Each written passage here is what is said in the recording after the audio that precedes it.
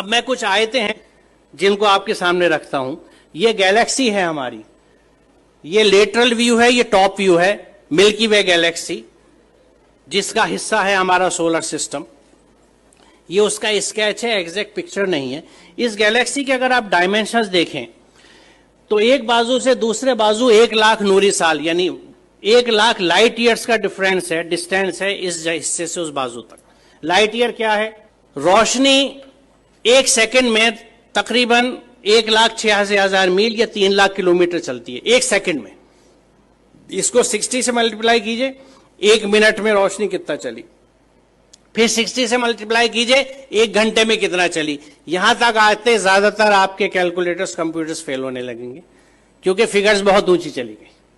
अब आप इसको 1 घंटे में आपने टाइम निकाल लिया कि 1 घंटे में रोशनी ने कितना सफर तय किया, इसको 24 से जरब दीजिए तो 1 दिन में रोशनी कितनी चली, फिर 30 से जरब दीजिए 1 महीने में कितनी चली, फिर 12 से जरब दीजिए तो 1 साल में कितनी चली। It will be N astronomical figure. 1 साल में रोशनी जितना फासला तय करती है, जितना डिस्टेंस कवर करती है, उसको 1 लाइट ईयर या 1 नूरी साल कहा जाता है। तो ये कितना फासला होगा आप अंदाजा लगाइए। और सिर्फ इस गैलेक्सी के इस कहकशां के, ये मिल्की वे जो दूधिया कहकशां है, इसके एक बाजू से दूसरे बाजू आने के लिए आपको 1,00,000 लाइट ईयर्स चाहिए। यानी रोशनी की रफ्तार से अगर आप चलें तो 1,00,000 साल में इस बाजू से उस बाजू तक पहुंचेंगे। यहां अजमत का एहसास होता है अल्लाह ताला की। और ये मिल्की वे जो एक गैलेक्सी है, ये ऐसी एक गैलेक्सी नहीं है, बल्कि there are millions and millions of these galaxies पूरी कायनात में। और इन गैलेक्सीज में है क्या साहब? सितारे जिनकी डिफरेंट लाइफ साइकिल्स हैं, अगर आप स्टार्स की पढ़ें, या प्लैनेट्स जो उनके चारों तरफ घूम रहे हैं। सबसे बड़ा सवाल ये आता है कि ये रुके हुए कैसे हैं? रात में जो आसमान हमें इतना अच्छा दिखता है, उसमें तारे नजर आ रहे हैं, चांद नजर आ रहा है, ये रुके हुए कैसे? What is holding them? वो क्या चीज है? वो कौन से कुव्वतें हैं?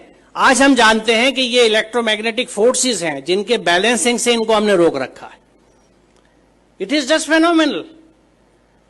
आप ये समझिए कि मैग्नेटिक फोर्स को कंट्रोल करने के लिए इस वक्त हमारे पास जो सबसे अच्छी एग्जाम्पल है, उदाहरण है, वो मैगलेव ट्रेन का है कि मैग्नेटिक लेविटेशन से रेल की पटरी से 6 इंच ऊपर ट्रेन रन करती है, जिसको मैगलेव ट्रेन कहते हैं। उस मैग्नेटिक लेविटेशन से एक ट्रेन को सिर्फ हमने 6 इंच ऊपर उठाया है। और इन प्लैनेट्स का जो billions and billions of stars and planets और सूरज हैं, सितारे हैं, ये किस तरह से बैलेंस किए हुए मैग्नेटिक फोर्सेस के साथ। ये कितना जबरदस्त कैलकुलेशन है, कितना जबरदस्त हिसाब है।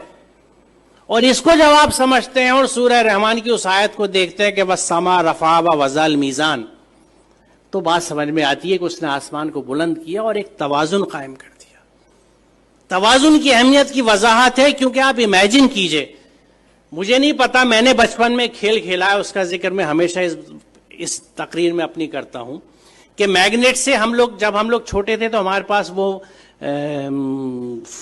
मोबाइल फोन्स नहीं थे या स्मार्टफोन्स नहीं थे जो आज आप लोगों के पास है। हमारे पास क्या होता था? टूटी हुई चूड़ियां होती थी, सिगरेट के पैकेट होते थे, माचिस की डिब्बियां होती थी, माचिस की तीलियां हुआ करती थी, और इन चीजों से हम खेल डिवाइस किया करते थे अपने लिए। तो मैग्नेट से हम जो एक खेल डिवाइस करते थे, और वो घर से जल्दी से किसी तरह जब अम्मी की नजर बचती थी सुई उठा लाते थे या आल पिन ले लेते थे अब्बा के ड्रॉज में से कि कागज के ऊपर पिन रखी और नीचे मैग्नेट रख के उसको घुमाना शुरू किया तो ऊपर से वो सुई घूमती थी। अब इस सुई को अगर आप बीच में रख के दोनों साइड मैग्नेट रख लें तो जिधर मैग्नेट का फोर्स ज्यादा होगा सुई उधर भागेगी। एक स्टेज ऐसी आएगी कि सुई बीच में कांपती सी रहेगी, ना इधर जा सकती है ना उधर, क्योंकि यहां पे दोनों फोर्सेज एक दूसरे को न्यूट्रलाइज कर रहे हैं। इधर की मैग्नेटिस की ताकत, इधर की मैग्नेटिस की ताकत एक दूसरे को न्यूट्रलाइज कर रही है, नलीफाई कर रही है, वो सुई बीच में ट्रैप्ड है।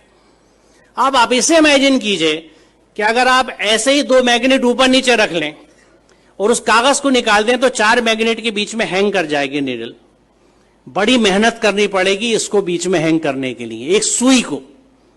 अब इमेजिन कीजिए इस यूनिवर्स को जिसमें कितने millions and billions of planets इसी मैग्नेटिक फोर्सेस के इंटरप्ले की वजह से, एक बैलेंस की वजह से हैंग कर रहे हैं।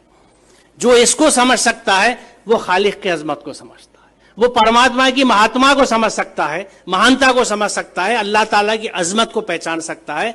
और उस वक्त वो कन्विंस होता है कि जब इस पूरी कायनात में अल्लाह के कानून चलते हैं तो मैं उसके कानून को किस तरह से एक जुज़दान में लपेट के बिना समझे ऊपर रख सकता हूं और उसको फॉलो नहीं करता।